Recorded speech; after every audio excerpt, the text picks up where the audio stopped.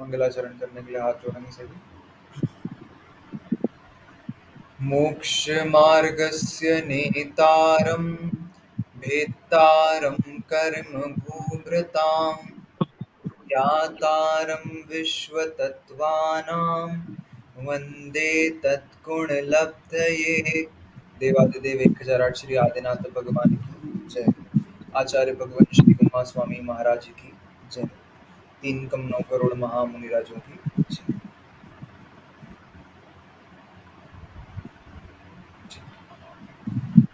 हाँ, तो हमारे स्वाध्याय के क्रम में तत्वार्थ सूत्र के चतुर्थ अध्याय में हम जो वर्णन देख रहे थे वो किसका था? वैमानिक देवों का हमने प्रकरण चालू कर दिया था, है ना। वैमानिक देव कहाँ कहाँ निवास करते हैं, कैसे कैसे होते हैं, तो हमने क्या देखा था? स्वर्गों की उनकी रचना देखी थी। मैं एक बार बना लूँ, उसके बाद आगे अपन देखेंगे, ठीक है।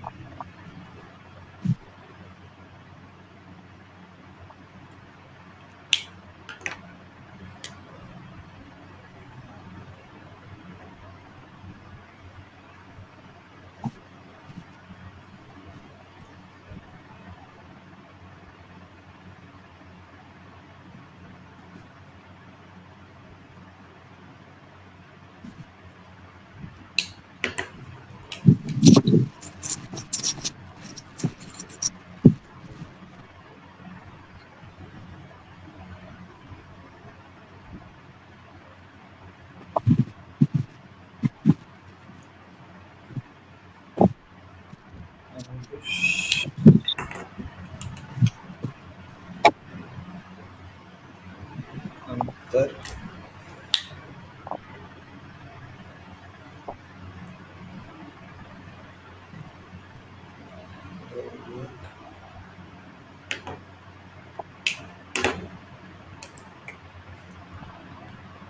सौधर सानत कुमार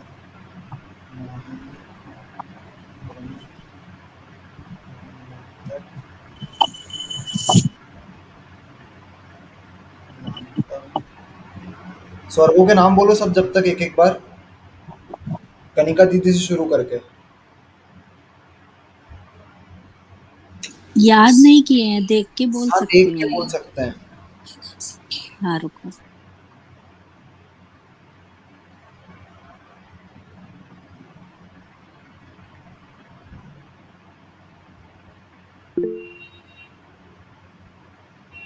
सौरभ भैया को याद है, पहले सौरभ भैया बोलेंगे।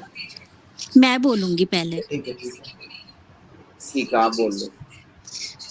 सौधर्म ऐशान सानत कुमार महेंद्र ब्रह्म ब्रह्मोत्तर लांतव कापिष्ट शुक्र महाशुक्र शतार सहस्त्रार आनत प्राणत आरण अच्युत। ठीक है, अब सौरभ भैया। सोधर्म ईशान सानत कुमार महेंद्र ब्रह्म ब्रह्मोत्तर लांतव कापिष्ट शुक्र महाशुक्र सतार सहस्त्रार आनत प्राणत आयन अच्युत। ठीक है, अंकेश भैया। सौधर्म ईशान सानत कुमार महेंद्र ब्रह्म ब्रह्मोत्तर लांतव कापिश शुक्र महाशुक्र सतार सहस्त्रार आनत प्राणत आरण और अच्युत।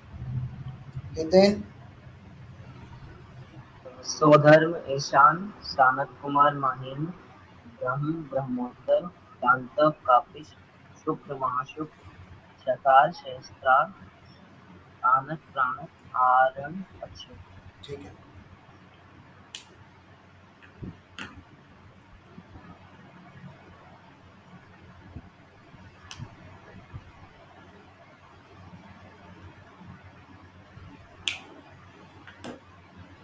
हाँ, तो हमने कल वैमानिक देवों का प्रकरण चालू करने के लिए हमने सूत्र देखे थे, जिसमें पहला सूत्र हमने देखा था वैमानिकाः।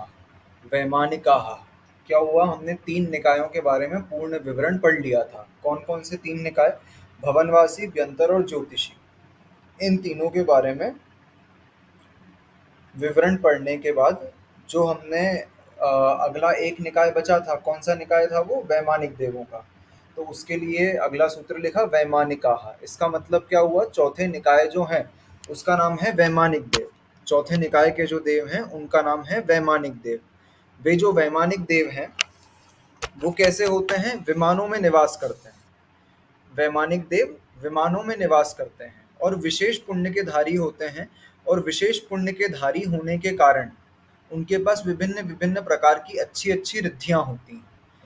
जो ऐसे देव जो विशेष रिद्धियों के धारी हों और विशेष पुण्य के प्रभाव से वो विमान इत्यादि में रहें। कहाँ पर रहें? ऊर्ध्वलोक में। ऊर्ध्वलोक कहाँ से शुरू होता है? तो सुमेरु पर्वत की जो चूलिका बताई थी, 40 योजन की चूलिका थी, उसके ऊपर, उस चूलिका से एक आड़े बाल के अंतर से ऊपर स्वर्गलोक या ऊर्ध्वलोक चालू हो जाता है। उस ऊर्ध्वलोक में विमानों में निवास करने वाले जो देव हैं उन देवों का नाम है वैमानिक देव। ठीक है, वैमानिकाः इस सूत्र में ये बता दिया था। फिर वैमानिक देवों के बाद क्या अगला सूत्र क्या था? उपरी उपरी। तो ये जो नहीं, उसके बाद अगला सूत्र था वैमानिक देवों के भेद। कल्पोपपन्नाः कल्पातीताश्च। तो वैमानिक देवों के 2 भेद होते हैं, कल्पोपपन्न और कल्पातीत। कल्पोपपन्न देव कौन से होते हैं? तो 16 स्वर्ग होते हैं। उन 16 स्वर्गों में जो देव उत्पन्न होते हैं वो कल्पोपपन्न कहलाते हैं, क्योंकि वहां पर इंद्र आदि पाए जाते हैं। वहां पर इंद्र, सामानिक, त्रायस्त्रिंश, पारिषद, आत्मरक्ष, लोकपाल, अनीक, प्रकीर्णक, आभियोग्य, किल्बिषक, इन जातियों के देव पाए जाते हैं। इसके ऊपर क्या होता है, इसके ऊपर ऐसी इंद्र आदि की व्यवस्था नहीं है। वहां कोई एक राजा और प्रजा नहीं है, वहां कोई सेना नहीं है, कोई आभियोग्य किल्बिषक जाति के देव नहीं है। वहां पर सभी हमेंद्र होते हैं। ठीक है, वहां पर किसी एक का शासन नहीं चलता है, वहां पर सभी के सभी देव इंद्र के समान होते हैं। तो 16 स्वर्गों के ऊपर के देव कल्पातीत कहलाते हैं। जहां इंद्र आदि की व्यवस्था नहीं है वो कल्पातीत, और जहां इंद्र की व्यवस्था पाई जाती है 16 स्वर्गों तक, तो वहां पर होता है कल्पोपपन्न देव। तो 2 प्रकार के वैमानिक देव हो गए, कल्पोपपन्न और कल्पातीत। ठीक है, इसके बाद अगला सूत्र था उपरी उपरी। उपरी उपरी मतलब ये जो स्वर्गों की रचना है वो कैसी है? ऊपर ऊपर है। जैसे हमने नरक देखे थे ना, नरक की पृथ्वियां जो थी, तो रत्न प्रभा, उसके नीचे शर्करा प्रभा, उसके नीचे बालुका प्रभा, वो अधो अधः थी। ये कैसी है? ऊपरी ऊपरी। युगलों में स्वर्ग अरेंज्ड होते हैं, हमने देखा है उनकी रचना कैसी होती है। पहला दूसरा स्वर्ग एक साथ, फिर उसके ऊपर तीसरा चौथा, उसके ऊपर पांचवा छठा, उसके ऊपर सातवां आठवां, उसके ऊपर नवा दसवां। इस प्रकार ऊपर ऊपर युगलों में रचना होती है, ऊपर जाते जाएंगे, ऐसी रचना होती है स्वर्गों की। इसलिए 16 स्वर्ग होते हैं। 16 स्वर्गों के ऊपर 9 ग्रैवियक विमान होते हैं, उनके ऊपर 9 अनुदिश विमान होते हैं, उसके ऊपर 5 अनुत्तर विमान होते हैं। तो ये जो रचना है ये ऊपर ऊपर है, इसीलिए इसको कहा गया उपरी उपरी। उपरी उपरी के बाद, हाँ सौरभ भैया बोलो। ये यहाँ बोला है कि इंद्र आदि की कल्पना नहीं होती वहाँ पे, हाँ तो उसका जैसे हम तो बोलते हैं कि हेमेंद्र वगैरह होते हैं, सब कुछ होता है, तो हाँ उसका क्या तात्पर्य है? देखो, इंद्र आदि की कल्पना से उनका क्या मतलब है कि बाकी स्वर्गों में क्या था, सिर्फ एक इंद्र राजा था, ठीक है, उस इंद्र का शासन चलता था। जो सामानिक हैं उनका शासन नहीं चलेगा, राजा कौन है, इंद्र, ठीक है। फिर उसके बाद त्रायस्त्रिंश जो है वो भी इंद्र को ही राजा मानेंगे। प्रकीर्णक देव कौन होते हैं, हमारे जैसे सामान्य नागरिक वहां के रहने वाले, उनके लिए एक राजा जैसा फिगर होता है, एक जो होता है जो उनको रूल कर रहा है, ठीक है।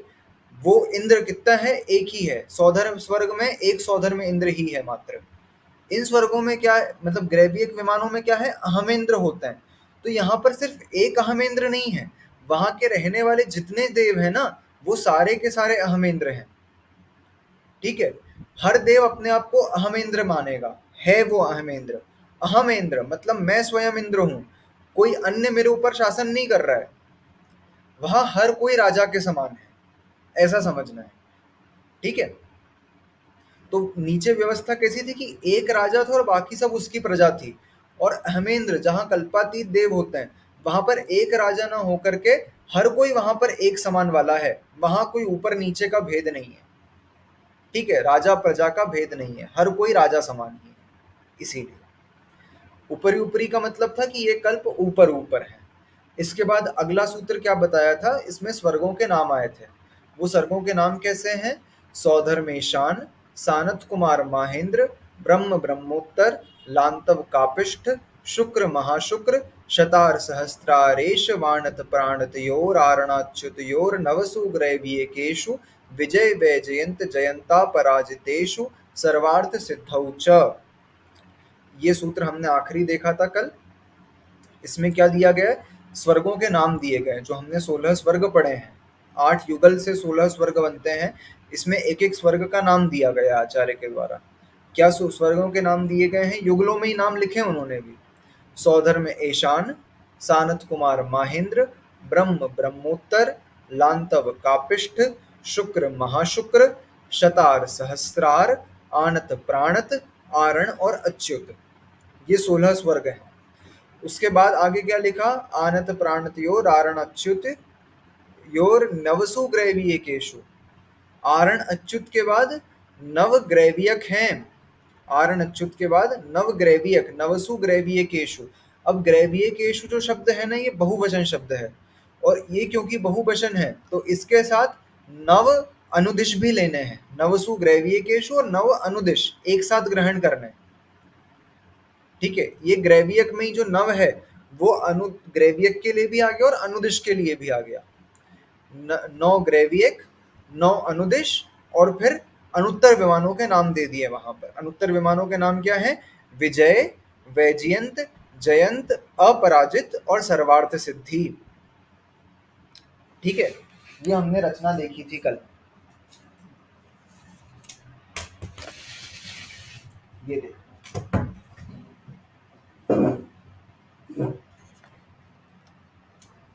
इस प्रकार की रचना होती है इनकी। सभी को बोर्ड दिख रहा है क्लियरली, हाँ। है ना। तो ये 16 स्वर्ग होते हैं, ऐसे युगलों में उनकी रचना है। कैसा है, ये पहला स्वर्ग है, ये दूसरा, तीसरा, चौथा, पांचवा, छठा, सातवां, आठवां,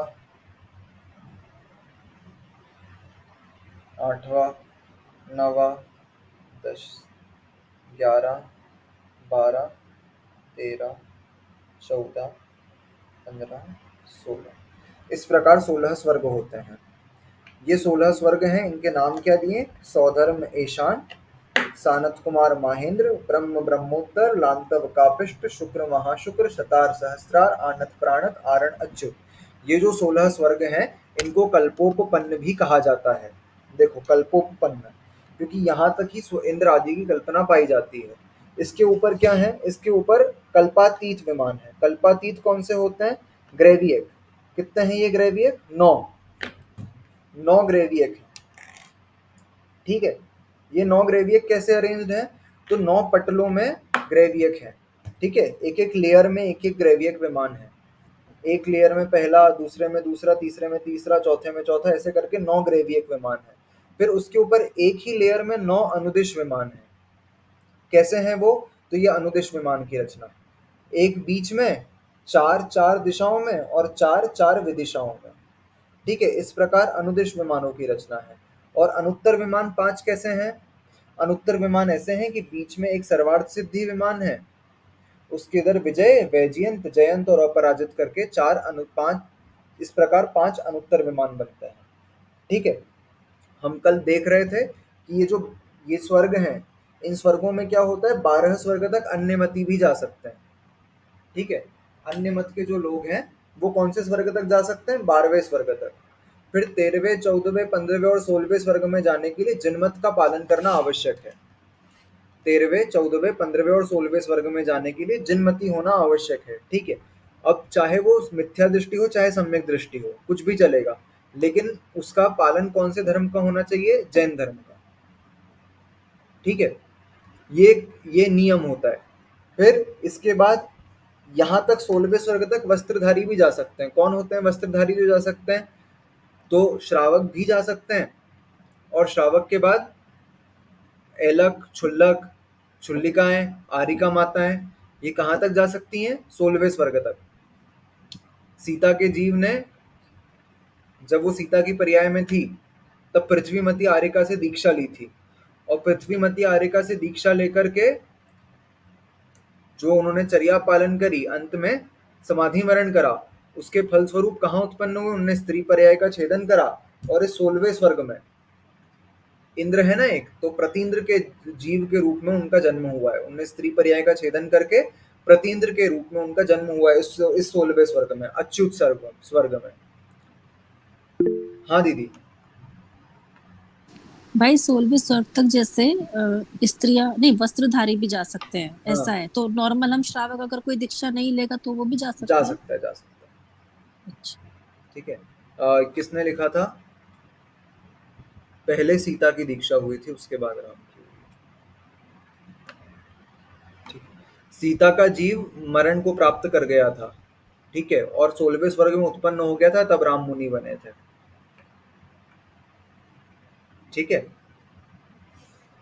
क्योंकि एक प्रकरण आता है पद्म पुराण में कि सीता का जो जीव था वो बाद में राम, जो मुनि थे पद्म मुनिराज, उनकी तपस्या देख करके आता है उनकी तपस्या को भंग करने के लिए 16वें स्वर्ग से, मोह के वशीभूत होकर के कि ये पहले मोक्ष चले जाएंगे मुझसे, और हमारा ऐसा साथ था जन्मों जन्मों का तो नहीं मतलब, लेकिन हमारा साथ इतना अच्छा प्रेम था हमारा, तो अब ये अकेले कैसे मोक्ष चले जाएंगे, हमको तो साथ में मोक्ष जाना चाहिए। तो वो ऊपर से आते हैं उनकी तपस्या को भंग करने के लिए, और वो सीता का रूप बना लेता है प्रेम जाल में फंसाने के लिए कि हाँ स्वामी, सीता का रूप बना लेता है, और फिर कहता है कि हम तो साथ में मोक्ष जाएंगे, इस हिसाब से कि उनका ध्यान भंग हो जाए और उनको मोक्ष ना हो, परंतु वे तो चरम शरीरी थे, उनको उस भव से जाना ही जाना था।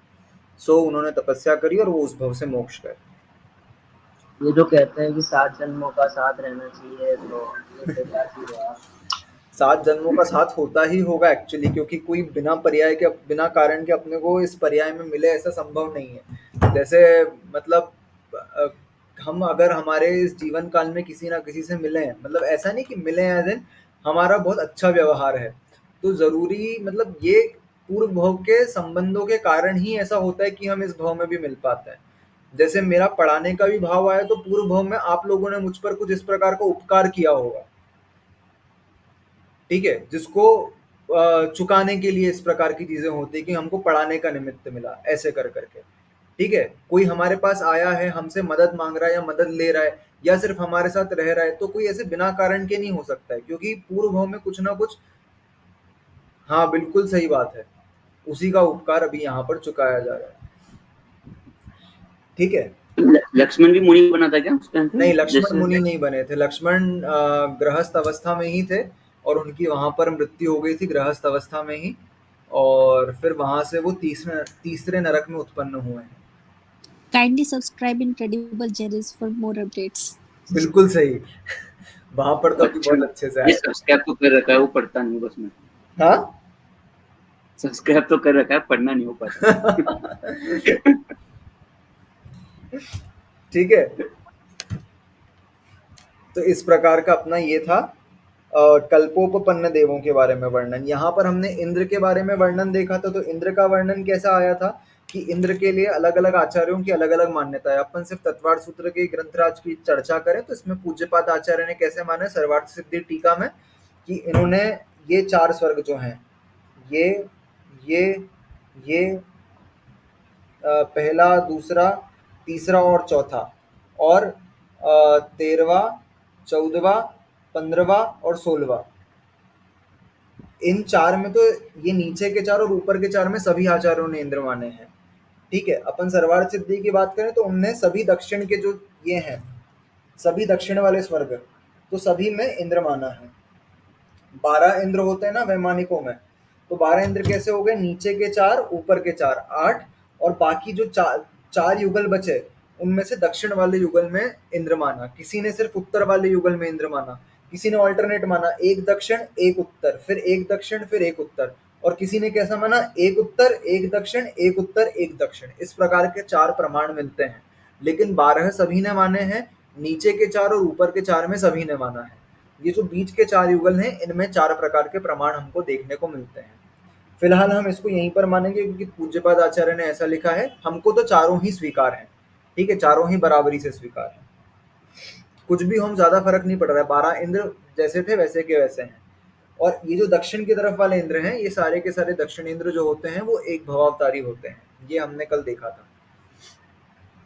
ठीक है, ये हमने स्वर्ग विमानों की रचना समझी थी इस प्रकार से। अब हम आगे देखेंगे आगे क्या वर्णन किया गया सूत्रों में।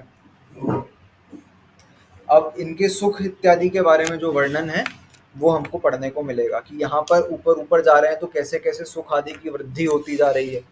ठीक है, उसके लिए वर्णन देखेंगे अपन। तो उसके लिए अगला सूत्र लिखा है। यहाँ तक जो हमने देखा था सबको क्लियर है? हाँ। ठीक है, तो अगला सूत्र क्या लिखा है? 12वें नंबर का सूत्र आज से हम प्रारंभ करेंगे। उसमें लिखा है स्थिति प्रभाव सुख द्युतिलेश्या विशुद्धीन्द्रियादवधि विषयतोऽधिकाः। स्थिति प्रभाव सुख द्युतिलेश्या विशुद्धियान्द्रियावधि विषयतोऽधिकाः। स्थिति प्रभाव सुख द्युतिलेश्या विशुद्धीन्द्रियावधि विषयतोऽधिकाः। कनिका दीदी सूत्र पढ़ोगे?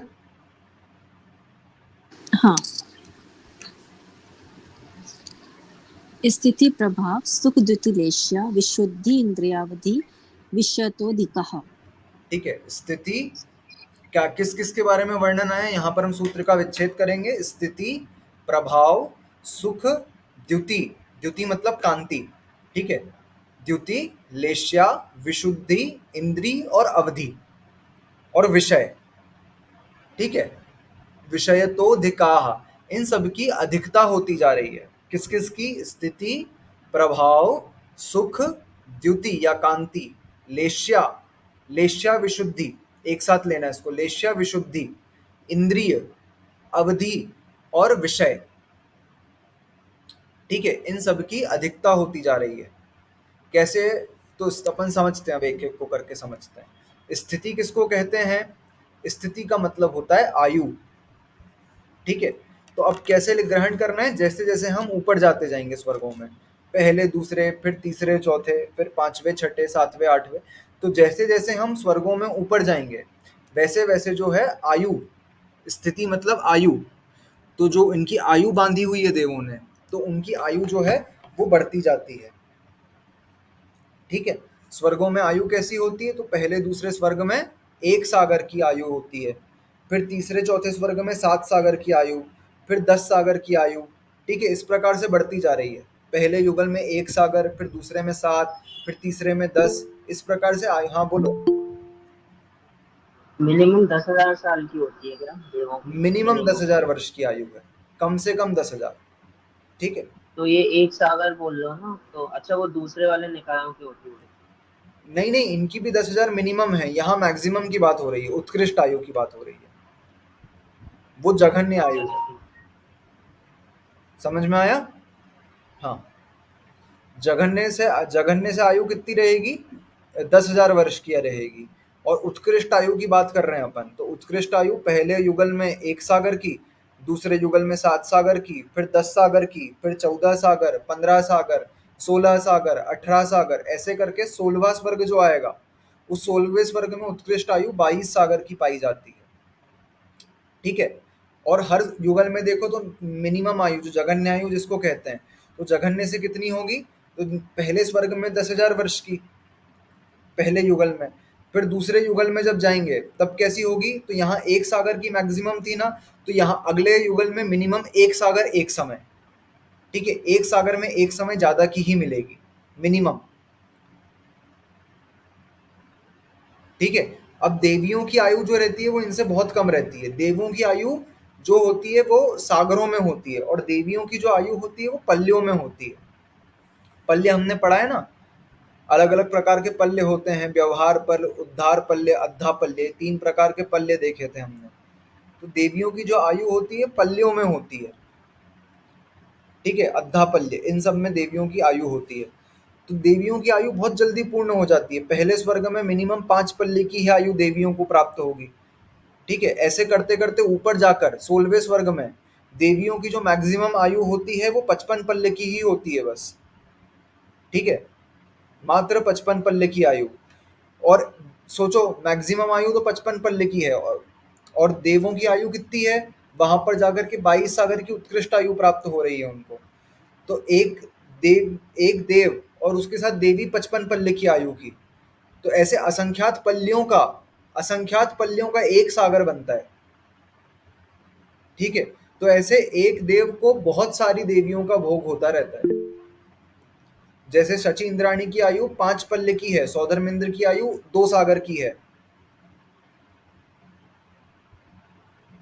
ठीक है, तो सौधर्मेंद्र की जैसे 2 सागर की आयु और इसकी 5 पल्ले की है, तो 5 पल्ले करते करते कितनी सारी शची इंद्राणियां एक सौधर्मेंद्र के जीवन काल में आएगी, ऐसे समझना है। तो ऐसा नहीं है कि शची इंद्राणी एक सौधर्मेंद्र है तो उसके साथ आजीवन एक ही शची बनी हुई है।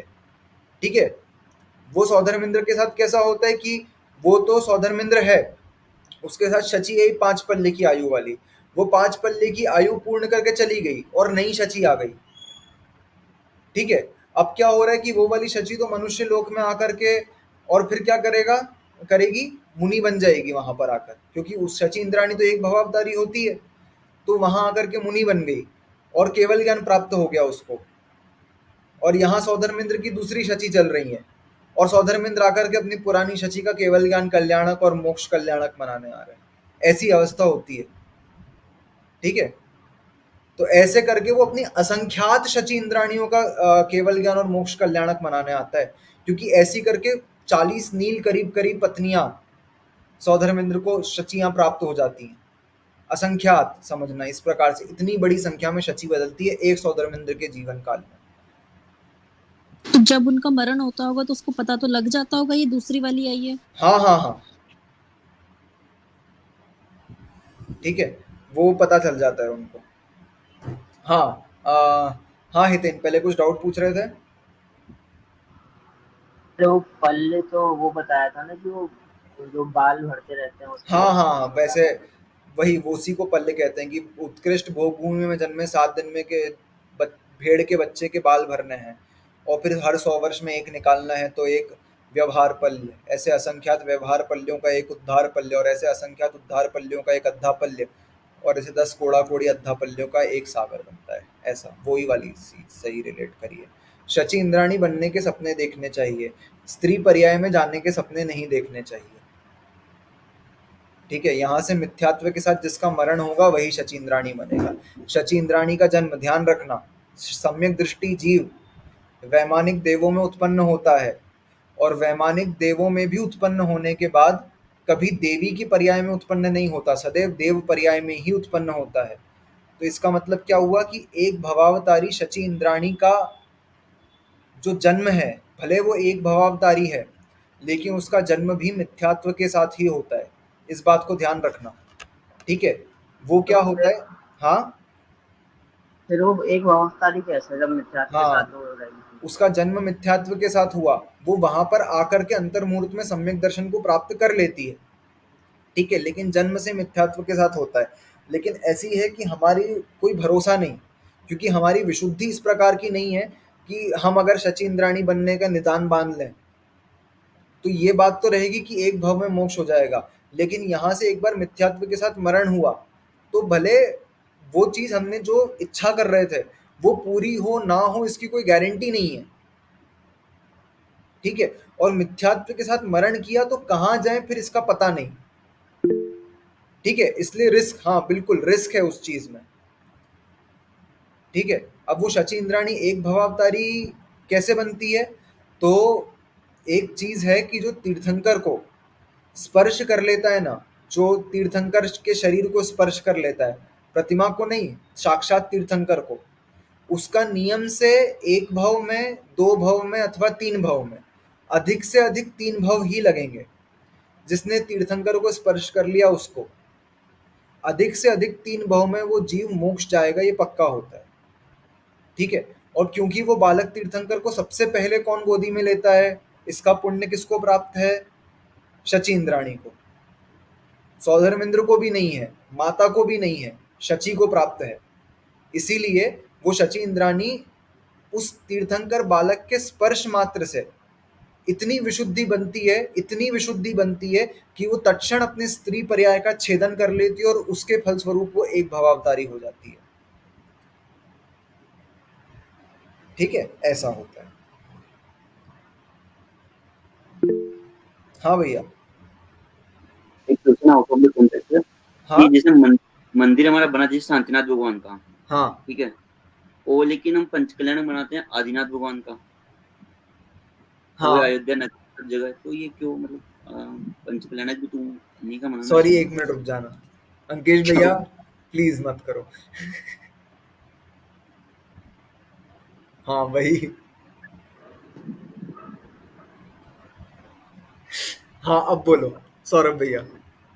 मैं इससे बोल रहा था कि जैसे मंदिर तो शांतिनाथ भगवान का बना है हाँ और हम पंचकल्याणक मनाते हैं आदिनाथ भगवान का, हाँ हाँ वो अयोध्या नगरी वगैरह सब कुछ ना, हाँ। तो ऐसा क्यों, मतलब ऐसा कोई स्पेशल विधान नहीं है कि मूलनायक जो तीर्थंकर हो उन्हीं का पंच कल्याणक में। देखो एक मंदिर के मूलनायक अलग होते हैं और पंच कल्याणक के विधिनायक अलग होते हैं। पंच कल्याणक के विधिनायक इसलिए बनाए जाते हैं कि हम पंच कल्याणक जो हो रहा है उसमें लाइफ स्टोरी किसकी बताएंगे, ठीक है। उसमें जो पांच कल्याणक दिखाएंगे, गर्भ जन्म तप ज्ञान और मोक्ष, ये जो पांच कल्याणक दिखाएंगे ये किसके दिखाएंगे, तो उसके लिए विधिनायक होते हैं, ठीक है। उनका और मंदिर के मूल नायक भगवान का आपस में कोई संबंध नहीं है। कोई जरूरी नहीं है कि जो मंदिर के मूल नायक हो उन्हीं की लाइफ स्टोरी दिखाई जाए। ऐसा होता है कि अलग अलग भी हो सकता है? हाँ अलग अलग हो सकते हैं, विधि नायक कोई और हो और मंदिर के मूल नायक कोई और हो, इस प्रकार से होता ही है, अक्सर ऐसा होता है। देखो कई बार क्या होता है, मैक्सिमम मैं बता रहा हूँ, मैक्सिमम जो पंच कल्याणक होते हैं उनमें विधि नायक या तो आदिनाथ भगवान को बनाया जाएगा या नेमिनाथ भगवान को बनाया जाएगा, अधिक पार्श्वनाथ भगवान को बनाया जाएगा। क्यों होता है, क्योंकि इनकी लाइफ के इवेंट्स बहुत अच्छे हुए हैं, मतलब इनमें हमको स्टोरी बताने के लिए बहुत ज्यादा है। जैसे आदिनाथ भगवान का देखें तो उनने षटकर्म का उपदेश दिया था राज्यावस्था में, ठीक है, ये एक स्टोरी मिल जाती है। उनकी आहारचर्या की एक अलग स्टोरी है, वो मिल जाती है हमको, ठीक है। इसीलिए उनको बनाया जाता है। नेमिनाथ भगवान को क्यों बनाया जाता है, तो नेमिनाथ भगवान को इसलिए क्योंकि इसलिए वो मैक्सिमम रहते हैं। हाँ अक्सर देखना जो विधिनायक बनाए जाएंगे वो विधिनायक इन्हीं तीर्थंकर, चार पांच तीर्थंकरों में ही बनाए जाते हैं। मैंने पहली बार सुमतिनाथ भगवान को विधिनायक देखा था अभी सुमति धाम इंदौर में, ठीक है। नहीं तो अक्सर यही भगवानों के विधिनायक बनाए जाते हैं। आदिनाथ भगवान नेमिनाथ को क्यों बनाया जाता है, क्योंकि उनकी एक बारात वाली स्टोरी मिल जाती है बताने के लिए, ठीक है। वो पंच कल्याणक में जो स्टोरीज का प्रदर्शन होता है, जो पंच कल्याणक के इवेंट्स के साथ साथ में चलता है कि तब कल्याणक के पहले ये हुआ था, ठीक है भैया। जय जिनेन्द्र। हाँ पंच कल्याणक के पहले ये सब हुआ था, तो वो इनमें हमको ज्यादा मिल जाता है। पार्श्वनाथ भगवान के उपसर्ग की कहानी मिल जाती है, ठीक है। इस प्रकार से होता है, इसीलिए इन भगवानों को विधिनायक बनाया जाता है। जरूरी नहीं है कि विधिनायक हमेशा मूल नायक ही हो। अच्छा एक चीज होती है, सौधर्मेंद्र हर भगवान का, मतलब हर भगवान का केवल ज्ञान मनाने और समोसन के लिए नीचे, मतलब वही मनाता है? नीचे नहीं सारे आते। भगवान का मनाएगा? हाँ हर भगवान का मनाता है, ठीक है। चाहे वो साधारण केवली हो चाहे तीर्थंकर केवली हो। जैसे राम को भी केवल ज्ञान हुआ, मोक्ष हुआ, उनका ज्ञान कल्याणक मोक्ष कल्याणक मनाने भी आएगा सौधर्मेंद्र। लेकिन जरूरी मतलब ऐसा नहीं होता है कि सौधर्मेंद्र नीचे आता है, कोई भी देव कभी नीचे नहीं आता है। इनका जो मूल शरीर है ना, वो मूल शरीर इनका हमेशा अपने विमान में भोगते रहते हैं इनके मूल शरीर से। ठीक है, ऐसा नहीं है कि महास्वर्ग में सौधर्मेंद्र है ही नहीं और वो नीचे आ गया है बनाने के लिए। ठीक है, तो इनका मूल शरीर कभी विमान नहीं छोड़ता है। इनको चाहे नंदीश्वर द्वीप की वंदना करनी हो, चाहे पंचमेरु की वंदना करनी हो, चाहे कहीं दर्शन के लिए जाना हो, चाहे कहीं घूमने के लिए आना हो, ये कभी भी अपने मूल शरीर को छोड़ करके नहीं आएंगे। इनका मूल शरीर हमेशा विमान में भोगता है। इनकी विक्रिया से ये एक्स्ट्रा शरीर उत्पन्न करते हैं और वो वैक्रियक शरीर यहाँ पर आकर के भगवान की पूजा अर्चना करता है, लेकिन उसका पुण्य उनको लगता है। ठीक है, क्योंकि शरीर उनका है ना, उनका उपयोग उसमें जा रहा है, तो वो पुण्य उनको लगता है। उनको भाव भी वैसे ही होते हैं कि हम साक्षात यहाँ पर हैं। तो इस प्रकार से जब 170 तीर्थंकर थे अजितनाथ भगवान के समय में, जो हमने समझा था कैसे थे 170, सब जगह पर एक एक तीर्थंकर थे। जब 170 तीर्थंकरों के समय सौधर्मेंद्र का मूल शरीर तो वहां विमान में था और यहाँ 170 समूह शरण में बैठा हुआ था एक साथ। ठीक है, तो मूल शरीर विमान में था और 170 वैक्रियक शरीर थे उसके यहाँ पर, ऐसा समझ। ठीक है, क्लियर हुई ये बात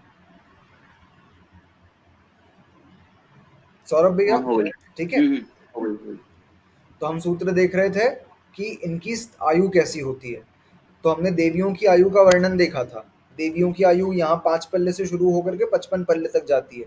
देवों की 10,000 वर्ष से शुरू होकर के 5 पल्ले भी, मतलब देवियों की भी मिनिमम 10,000 ही है। वो उत्कृष्ट आयु की बात कर रहे हैं अपन। तो 5 पल्ले से 55 पल्ले, पहले स्वर्ग में उत्कृष्ट 5 और 16वें स्वर्ग में उत्कृष्ट 55 पल्ले।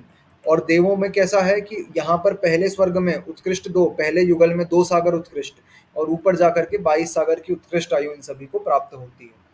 ठीक है, तो जैसे जैसे ऊपर जा रहे हैं वैसे वैसे इनकी आयु में वृद्धि होती जाती है। कैसी वृद्धि होती जाती है? 2 सागर, 7 सागर, फिर 10 सागर, फिर 17, 18, इस प्रकार से 20, फिर 22, 16वें स्वर्ग में 22 सागर की आयु होती है। फिर 22 सागर की आयु होने के बाद क्या होता है? 9 ग्रेवियक में एक एक सागर की आयु बढ़ती जाती है। तो 16वें स्वर्ग तक 22 मैक्सिमम, फिर इसके बाद 9वें ग्रेवियक में जो सबसे नीचे वाला है उसकी 23, फिर उसके ऊपर 24, 25, 26, 27, 28, 29, 30 और 31। ठीक है, ऐसे 9 ग्रेवियक में करके 22 से वो 31 पहुंच गई। फिर अनुदिश विमान है। उस अनुदिश विमान में एक सागर और बढ़ जाती है आयु। कितनी हो जाती है? 31 यहाँ तक हो गई थी, अब 32 सागर की आयु हो जाएगी। ठीक है, और अनुत्तर में 33 सागर की आयु हो जाएगी, 33 सागर। ठीक है, इस प्रकार की इनकी आयु होती है। इनकी आयु में निरंतर वृद्धि होती जाती है। जैसे जैसे ऊपर जाएंगे इनकी आयु बढ़ रही है, मतलब स्थिति बढ़ रही है। इसके बाद अगला सूत्र क्या था? स्थिति के बाद प्रभाव। प्रभाव मतलब क्या होता है? प्रभाव मतलब इनकी शक्ति। देवों की शक्ति क्या होती है? उनके वरदान देने की शक्ति और श्राप देने की शक्ति, इसको प्रभाव कहा जाता है। देव जो है श्राप दे सकते हैं। श्राप मतलब क्या? अगर किसी का चाहे बुरा करना तो वो बुरा कर सकते हैं। ठीक है, ऐसी उनके पास शक्ति है। और ये जो शक्ति है वो निरंतर जैसे जैसे ऊपर जाएंगे, वो वरदान देने की शक्ति, किसी का अच्छा करने की शक्ति और किसी का बुरा करने की शक्ति, ये दोनों उनकी निरंतर बढ़ती जा रही है। जैसे जैसे ऊपर जाएंगे वैसे वैसे वो बढ़ती जाती है। ठीक है, तो ये कहलाएगा शक्ति। अच्छा करने की भी शक्ति है और बुरा करने की भी शक्ति है देवों के पास में, और ये निरंतर ऊपर ऊपर वृद्धि को प्राप्त होती जाती है। फिर इसके बाद सुख। सुख क्या होता है? तो इनके अंतरंग परिणाम, इनकी विशुद्धि, तो वो विशुद्धि लेश्या में आएगा। इनके अंतरंग परिणाम भोग भोगने के सुख। ठीक है, यहाँ पर विषय भोगों की बात की गई है। तो उनके सुख, उस सुख में अभिवृद्धि होती जा रही है। इनके पास क्या हो रहा है कि इनके पास जो भोग आ रहे हैं वो अच्छी अच्छी क्वालिटी के भोग आते हैं इनके पास। ठीक है, ये सुख में उनकी वृद्धि हो गई। फिर सुख के बाद द्युति। द्युति का मतलब समझना है कांति से। कांति 2 प्रकार की लगाएंगे यहाँ पर। कांति 2 प्रकार की, एक शरीर की कांति और दूसरी कौन सी कांति? इनके वस्त्र आभूषणों की कांति। ठीक है, शरीर की कांति भी बढ़ती जा रही है, अच्छा सुंदर चमकीला और सौंदर्य वाला शरीर, अच्छा जो शरीर में से कांति आभा बहुत अच्छी निकले, ठीक है। तो स्वर्गों में जैसे ऊपर ऊपर जाएंगे वैसे वैसे शरीर की कांति बढ़ती जा रही है, और शरीर की कांति के साथ वस्त्राभूषणों की कांति जो है, अच्छी क्वालिटी के कपड़े नीचे की जो है उससे कंपेयर करें तो ऊपर अच्छी क्वालिटी के वस्त्र, अच्छी और अच्छी क्वालिटी के आभूषण। ऐसा नहीं कि इनके पास खराब क्वालिटी के हैं, सभी के दिव्य हैं, दिव्य में भी दिव्य और अच्छे अच्छे प्राप्त होते जा रहे हैं, ठीक है। और कांति वाले आभूषण, अच्छे मणि, ठीक है। एक मणि जो यहाँ पर है डायमंड जो चमक नहीं रहा है लेकिन है डायमंड ही, और एक डायमंड जो बहुत चमक रहा है, बहुत अच्छी शाइन कर रहा है, उसको बहुत अच्छे से घिसा है, इस प्रकार का डायमंड। ऐसे दो डायमंड होते हैं। तो नीचे जो है डायमंड तो है दिव्य बहुत चमकीले, ऐसा नहीं कि वहां पर खराब है ऐसा समझना, बिल्कुल नहीं समझना है ऐसा, बहुत सुंदर, मतलब हमारे तो भोग ही नहीं है वैसे वैसे उनके पास है, मिनिमम से मिनिमम, ठीक है। हम तो मैक्सिमम की बात कर रहे हैं, तो और अच्छे, उससे भी अच्छे सोचो कितने ऊपर ऊपर जाकर के प्राप्त होते जाते होंगे, ठीक है। तो जैसे जैसे ऊपर जाएंगे वैसे वैसे शरीर की कांति भी बढ़ रही है और उनके वस्त्राभूषणों की कांति और द्युति भी बढ़ती जा रही है। फिर लेश्या विशुद्धि, हमने क्या पढ़ा था कि नीचे नीचे जो देव हैं उनकी पीत लेश्या तक पाई जाती है, वैमानिक देवों में पीत पद्म शुक्ल तीनों लेश्याएं पाई जाती हैं, ठीक है। तो इनकी लेश्या जो है वो निरंतर बढ़ती जा रही है, अच्छी अच्छी होती जा रही है, नीचे पीत, फिर पद्म, फिर ऊपर शुक्ल, फिर ऊपर परम शुक्ल, ऐसी लेश्या इनको प्राप्त होती है। उस लेश्या के बारे में और सूत्र में आगे वर्णन है, आगे और सूत्र डेडिकेटेड है स्पेशली लेश्या के लिए, ठीक है, कि कहाँ पर कौन सी लेश्या होती है, कौन से स्वर्ग में कौन सी होती है, उसका वर्णन हम डिटेल में आगे देखेंगे। हमने यहाँ पर अभी बस इतना समझना है कि इनकी लेश्या विशुद्धि, अंतरंग परिणाम, लेश्या क्या होता है, कषाय अनुरंजित योग की प्रवृत्ति, तो इनके जो काशायिक परिणाम है, जो इनके अंतरंग परिणाम है वो बहुत विशुद्ध होते जाते हैं, इनकी संक्लेशता कम होती जाती है, ठीक है। तो इसीलिए इनकी लेश्या अच्छी होती जाती है, नीचे नीचे पीत, फिर ऊपर पद्म और ऊपर शुक्ल और ऊपर परम शुक्ल, इस प्रकार से इनकी लेश्या होती है। तो लेश्या अच्छी होती जा रही है। फिर लेश्या के बाद क्या था, इंद्री, इंद्री मतलब इंद्री के क्षयोपशम भी बढ़ रहे हैं और इंद्री भोग भी बढ़ रहे हैं। इंद्री विषय लिखा है ना नीचे, वो विषय जो सूत्र में अंतिम शब्द है विषयतोधिकाः, तो ये इंद्री विषय वो बढ़ते जा रहे हैं, इनमें अभिवृद्धि होती जा रही है, ज्यादा सुख इनको मिल रहा है, ठीक है, अच्छी क्वालिटी का सुख इनको मिल रहा है। ऊपर जाएंगे तो सुख में अभिवृद्धि होती जाएगी। और अवधि, अवधि मतलब इनका अवधि ज्ञान बढ़ता जा रहा है, ठीक है।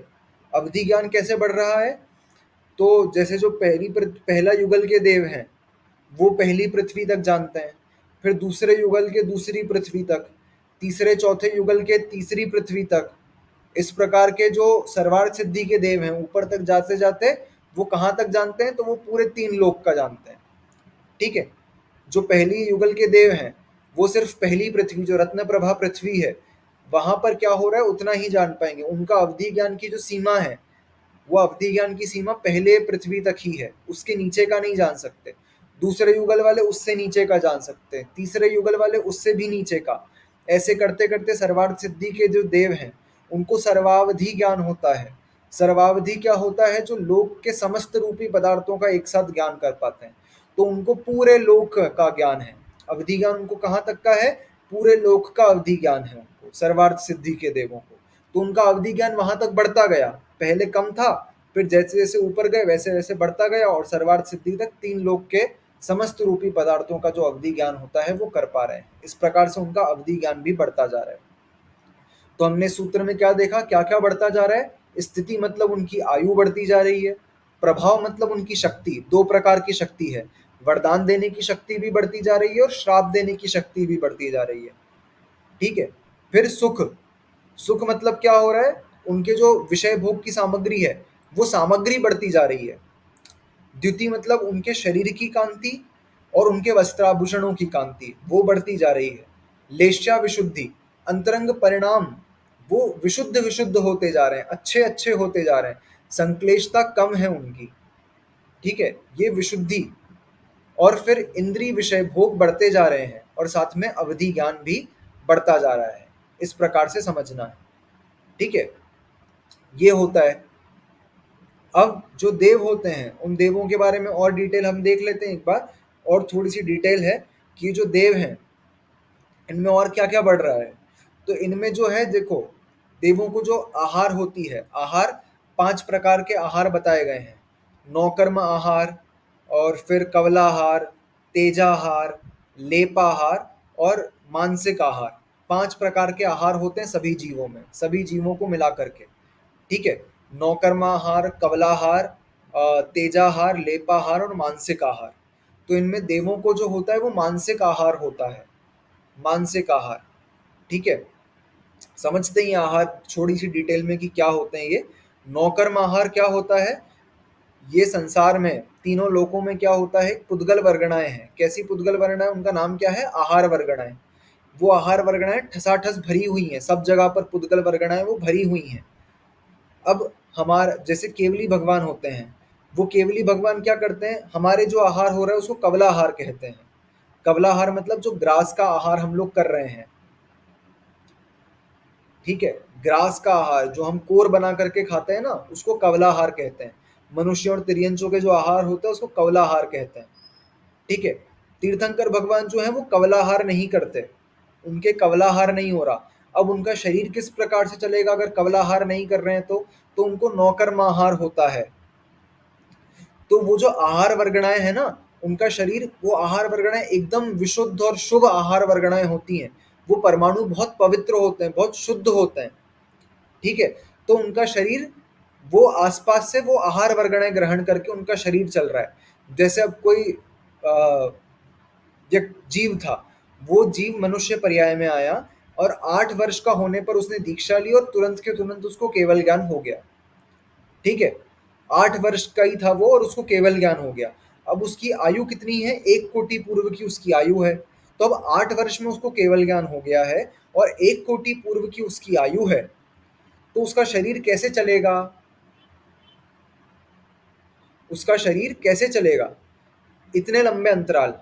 ठीक है, एक पूर्व कितने का होता है, 70,56,000 करोड़ वर्षों का एक पूर्व होता है।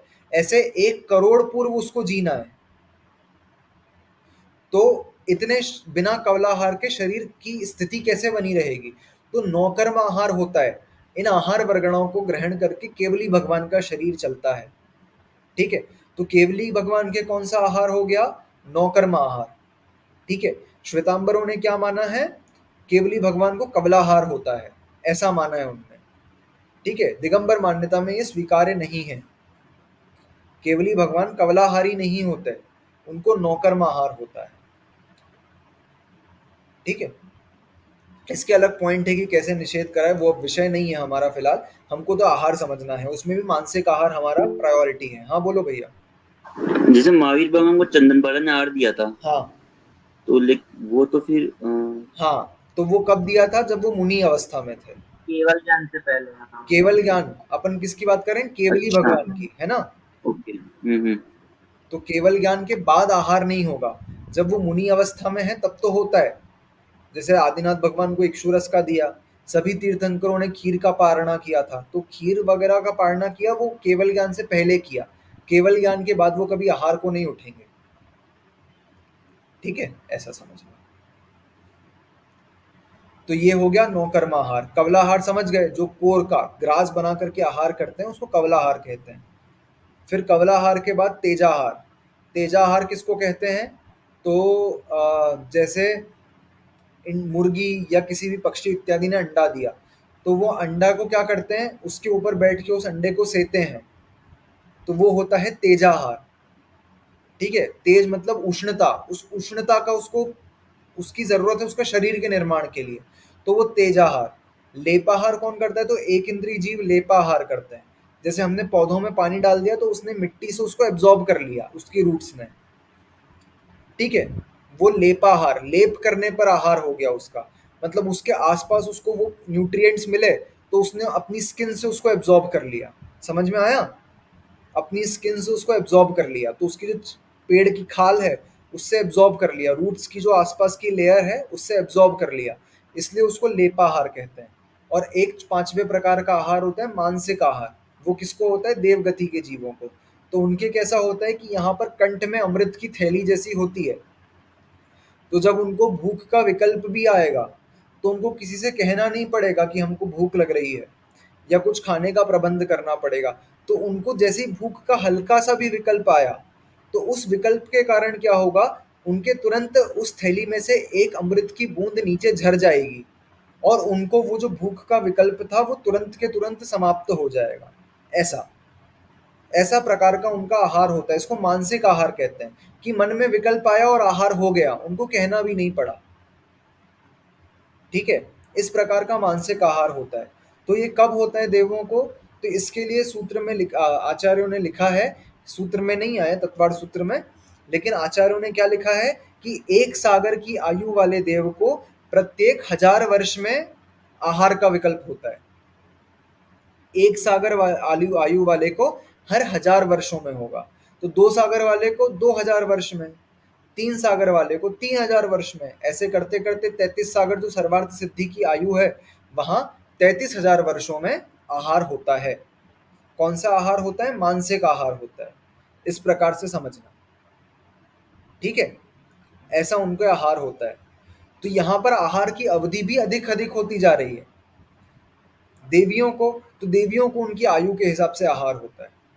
ठीक है, वही टाइम इंटरवल फिक्स्ड है, कितने पल्लियों का ये मुझे भी एक बार ज्ञात करना पड़ेगा, उसके बाद मैं बताऊंगा, लेकिन उनको भी ऐसे पर्टिकुलर टाइम इंटरवल पर प्रत्येक 1000 वर्षों में ऐसा समझना, क्योंकि उनका भी कैसा है, एक मिनट रुक जाओ, देवियों के बारे में स्पेशल केवली भगवान को कौन सा होता है, स्पेलिंग क्या थी, मतलब क्या बोला था? क्या क्या केवली भगवान को जो आहार होता है वो उसका क्या वर्ड था, मतलब? नाम? हाँ हाँ, 9 कर्माहार, 9 नो कर्मा। 9 कर्माहार। ठीक है, देवियों को भी प्रत्येक 1000 वर्ष में आयु उसकी आहार की बाधा होगी। ठीक है, एक सागर से कम आयु वालों को भी सबको 1000 और 1000 वर्षों में आयु आहार की बाधा होती है। ठीक है, ऐसा समझना। तो इस प्रकार से इनकी आहार की अवधि भी बढ़ती जा रही है, लेकिन ऐसा समझना है कि जब वो विकल्प आएगा ना उनको, तो उनको वो आहार करना ही पड़ेगा, इसके अलावा उनके पास कोई ऑप्शन नहीं है। ठीक है, ऐसा नहीं हो सकता हमारे जैसा कि हमने क्या करा कि हमको भूख तो लग रही है, लेकिन फिर आज हमने चलो आज उपवास कर लेते हैं, क्यों उपवास वाले दिन हमको भूख तो लगेगी सही, ऐसा तो होता नहीं है, लेकिन हमने संकल्प पूर्वक उसका त्याग करा हुआ है। तो देव जो हैं वो संकल्प पूर्वक किसी भी चीज का त्याग नहीं कर सकते, इसीलिए अगर उनको विकल्प आया है और जिस समय विकल्प आया है उसी समय उनको उसका भोग करना पड़ेगा। वो ये जो अमृत झर रहा है उसको एक समय के लिए भी रोक नहीं सकते। फिर वो चाहे कुछ भी कर रहे हैं उस समय, फिर वो चाहे जिनालय में पूजा भी कर रहे होंगे ना उस समय, तो भी अगर वो विकल्प आया तो वो कंठ से अमृत झड़ जाएगा और उनका आहार हो जाएगा। ठीक है, तो वो उस चीज को रोक नहीं सकते। जैसे हमने जैसे शाम को खा लिया, फिर शाम को खाने के बाद हम अगले दिन सुबह तक का त्याग कर देते हैं। ठीक है, हमने शाम को ले लिया है, अब हम सूर्योदय होगा तभी लेंगे, इस प्रकार का हम त्याग कर सकते हैं। फिर भले भूख लगे तो भी हमारा त्याग, लेकिन देव इस प्रकार से त्याग नहीं कर सकते। उनको अगर विकल्प आ जाए तो उनके हाथ में नहीं है कि वो रोक सकें, उनको भोगना ही पड़ेगा उसको। ठीक है, तो इस प्रकार से उनके आहार की अवधि भी बढ़ती जाती है। और श्वासोश्वास, श्वासोश्वास क्या होता है? श्वास और उच्छ्वास, सांस अंदर लेना और बाहर करना, इसको श्वासोश्वास कहते हैं। तो देव कैसे करते हैं? तो एक सागर की आयु वाला देव एक पक्ष बाद श्वास लेता है। पक्ष मतलब क्या होता है? 15 दिन का एक पक्ष होता है ना, एक कृष्ण पक्ष और एक शुक्ल पक्ष। तो एक पक्ष बाद वो श्वास लेते हैं, एक सागर की आयु वाला एक पक्ष बाद श्वास लेगा। जैसे आज सांस ली, सांस खींची, अब अगली सांस कब छोड़ेगा, उच्छ्वास कब करेगा? वो 15 दिन के बाद। ठीक है, आज सांस ली, अब 15 दिन के बाद एक पक्ष बाद वो श्वास छोड़ेगा। ठीक है, उच्छ्वास कब होगी? 15 दिन बाद। ठीक है, ऐसा किसके साथ? एक सागर की आयु वाले देव के साथ एक पक्ष बाद, 2 सागर की आयु वाला देव 2 पक्ष बाद। ऐसे करते करते 33 सागर की आयु, ऊपर सर्वार्थ सिद्धि में 33 सागर की आयु वाला देव 33 पक्षों बाद। 33 पक्ष मतलब कितने होते हैं? 33 पक्ष मतलब 16.5 महीने, ठीक है। तो आज अगर सांस ली है तो अब सांस छोड़ेगा कब? वो 16.5 महीने बाद वो उच्छ्वास लेगा, श्वास छोड़ेगा, ठीक है। तो श्वासोश्वास की अवधि भी बढ़ती जाती है, आहार की भी अवधि बढ़ती जा रही है, श्वासोश्वास की भी अवधि बढ़ती जा रही है। इस प्रकार देवों में इन इन चीजों की वृद्धि होती है। किन किन की? स्थिति मतलब आयु, प्रभाव मतलब शक्ति, वरदान की या श्राप की, सुख मतलब इंद्रिय विषय भोग, द्युति मतलब कांति, लेश्या विशुद्धि मतलब परिणाम इंद्रिय विषय, अवधि ज्ञान। ये तो सूत्र में आया था। और दो चीजें हमने और देख ली, इनके आहार की अवधि भी बढ़ती जा रही है ऊपर ऊपर जाने पर, और इनकी किसकी? श्वासोश्वास की अवधि भी बढ़ती जा रही है। ये हमने देख लिया, एक सूत्र ही देखा आज हमने। अब फिर हम जो है कल देखेंगे आगे का कि बढ़ ये चीजें बढ़ रही है, कम क्या क्या हो रहा है वो देखेंगे। फिर इसके बाद इनकी लेश्या कैसी कैसी बढ़ती है, तो लेश्या के बारे में विशेष वर्णन आएगा। फिर लोकांतिक देव जिनके बारे में हम इतना सुनते हैं, वो लोकांतिक देव क्या होते हैं, इनके बारे में वर्णन आएगा आगे के सूत्रों में, ठीक है। यहाँ तक का हमारा हुआ। आज हमने एक ही सूत्र लिया कि देवों में किस किस चीजों की वृद्धि होती जा रही है। सभी को समझ में आया इतना? हाँ। ठीक है, जिनवाणी स्तुति करें, किसी को कोई डाउट हो तो पूछ लो। ये जिनवाणी स्तुति जो तुम करते हो, हाँ, सॉरी, ये जो तुम जिनवाणी स्तुति करते हो भाई, ये कहाँ से है? मैंने तो पहले नहीं सुनी कहीं। एक संस्कृत वाली है ना, बोधि समाधि परिणाम शुद्धि स्वात्मोपलब्धि शिव सौख्य सिद्धि, ये वाली सुनी है? ना। नहीं, ये है ना ये एक जिनवाणी स्तुति है संस्कृत में। इसका हिंदी पद्यानुवाद करा शुल्लक ध्यान सागर महाराज जी ने। भाई वो संस्कृत वाले भी भेजना ना। हाँ, मैं संस्कृत वाली भी भेज दूंगा। और उसका हिंदी पद्यानुवाद करा है कि बोधि समाधि परिणाम शुद्धि, तो अपन भी इसमें बोलते हैं ना, बोधि समाधि विशुद्ध भावना आत्म सिद्धि मुझको, तो ऐसे बोधि समाधि परिणाम शुद्धि स्वात्मोपलब्धि शिव सौख्य सिद्धि चिंतामणि चिंतित वस्तुने पावन मानस ममास्तु देवी, ऐसे करके इसकी वो है जिनवाणी स्तुति की। संस्कृत वाली किसने लिखी है? ये पता नहीं, मेरे को पता नहीं किसने लिखी है, लेकिन ये संस्कृत वाली मतलब महाराज जी लोग बहुत ये वाली जिनवाणी स्तुति पढ़ते हैं संस्कृत वाली, तो मैंने इसलिए हाँ तो भेजो ना, इसको वेबसाइट पे अपलोड करेंगे ना विद मीनिंग। हाँ हाँ ठीक है ठीक है। और इसका हिंदी पद्यानुवाद है वो शुल्लक जो अपन पढ़ रहे हैं ना, जो रोज पढ़ते हैं, वो ध्यान सागर जी महाराज ने करी हुई है। हाँ भेज देना। हाँ मैं भेज दूंगा, ठीक है। तो सब जिनवाणी स्तुति करने के लिए हाथ जोड़ेंगे। सर 1 मिनट बस। शास्त्र पठन में मेरे द्वारा यदि जो कहीं कहीं प्रमाद से कुछ अर्थ वाक्य पद मात्रा छूट गई, सरस्वती मेरी उस त्रुटि को कृपया क्षमा करें, और मुझे कैवल्य धाम में माँ अविलंब धरें। वांछित फलदात्री चिंतामणि सदृश मात्र तेरा, वंदन करने वाले मुझको मिले पता मेरा। बोधि समाधि विशुद्ध भावना आत्म सिद्धि मुझको मिले, और मैं पा जाऊं माँ मोक्ष महासुख को। द्वादशांग जिनवाणी मातेश्वरी की जय। सभी का उत्सर्ग करेंगे।